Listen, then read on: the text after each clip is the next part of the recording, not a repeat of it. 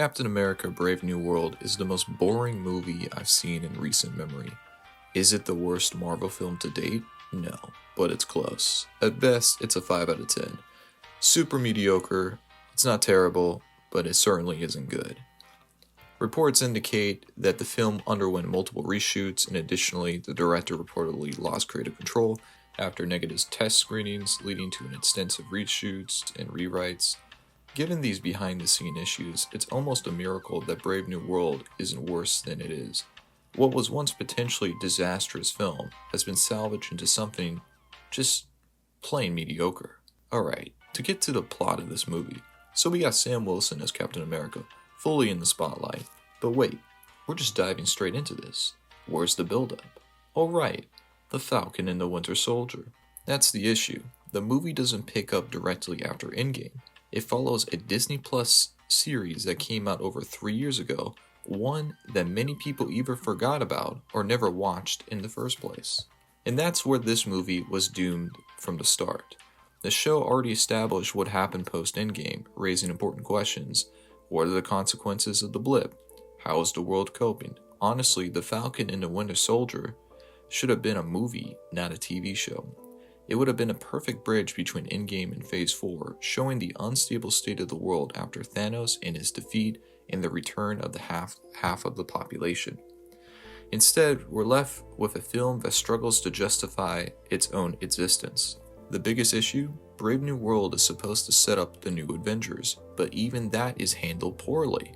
The idea is introduced in the first 20 minutes, only to be derailed by a convoluted, investigative storyline that feels like a complete waste of time. The film starts strong and ends on an interesting note, but in the middle section feels like a filler episode in a TV show. For example, early on, Ross invites Sam and his allies to the White House, where he brings up reforming the Avengers and introduces adamantium, hinting at the X-Men.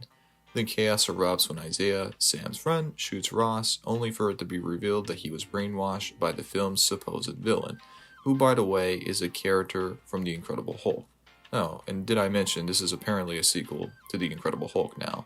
The villain is Stern, it's like that one guy, but honestly, the last time I watched Incredible Hulk was years ago, so the character's name is Stern. That's all you need to know. So the villain's master plan? To frame Ross and to make him crash out, and expose a shady history and provoke a war between Japan and the US. As any Marvel movie goes, the plan ultimately fails, but Ross still crashes out while delivering a speech.